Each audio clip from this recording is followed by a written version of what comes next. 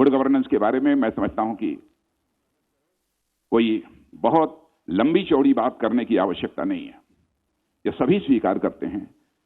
यहां पर हमने बहुत सारे स्ट्रक्चरल और प्रोसीजरल रिफॉर्म्स किए हैं, वहीं पर सिस्टम में भी काफी चेंजेस लाए हैं। उदाहरण तो हमारे पास कई हैं, लेकिन मैं एक का उदाहरण देना चाहता हूं, direct benefit transfer system. Direct benefit transfer system से जो सहायता, चाहे वो विडो पेंशन हो, ओल्ड एज पेंशन हो, चाहे वो कोई सब्सिडी हो, यह पहले मिडिल मैन के माध्यम से जो लोगों के द्वारा पहुंचती थी, अब वो डायरेक्ट बेनिफिट ट्रांसफर सिस्टम के माध्यम से पहुंचना प्रारंभ हुई है, जिसका परिणाम यह हुआ है कि हम लोगों ने 1,10,000 करोड़ रुपए की बचत की है। सिस्टम में चेंज लाने का यह लाभ होता है, प्रोसीजर्स में चेंज लाने का इतना बड़ा यह लाभ होता है। मजबूत करेंगे। हमारे केंद्र राज्य सरकारों के संबंध बहुत ही बेहतर हों, प्रगाढ़ हों।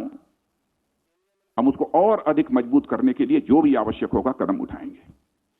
मैं मित्रों यहां बहुत ही संक्षेप में एक और चर्चा करना चाहता हूं कि हमारे प्रधानमंत्री जी ने अपनी प्रतिबद्धता दोहराई है बार बार। 2022 तक हम नए भारत का निर्माण करेंगे, जब आजादी के 75 वर्ष पूरे होंगे। तो उसको पूरा करने के लिए हम क्या क्या करने वाले हैं, तो ऐसे हमने लगभग 75 स्टेप्स, 75 कदम तय किए। मैं उनमें से सारे पॉइंट्स की चर्चा नहीं करूंगा, लेकिन कुछ सैलिएंट पॉइंट्स। 2022 तक किसानों की आय को 2 गुना करेंगे और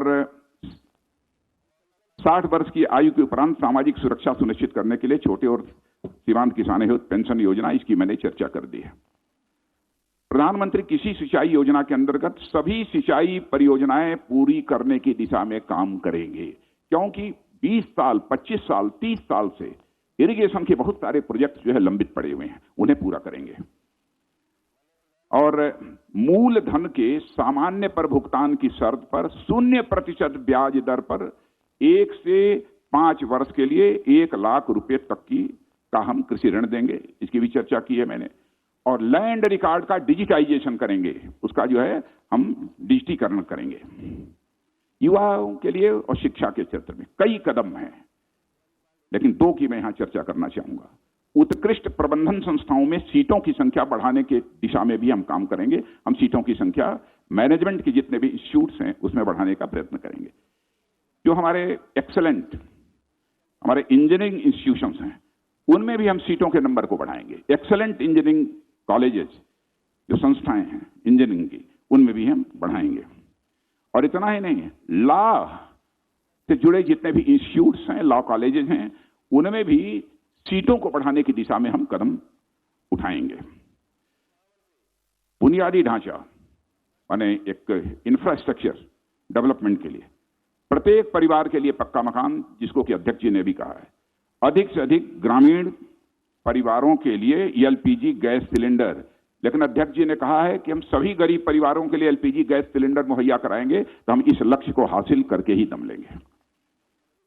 सभी घरों का 100% विद्युतीकरण, power in every village, power for all, यही लक्ष्य रखकर हमारी यह सरकार मोदी जी के नेतृत्व में काम कर रही है।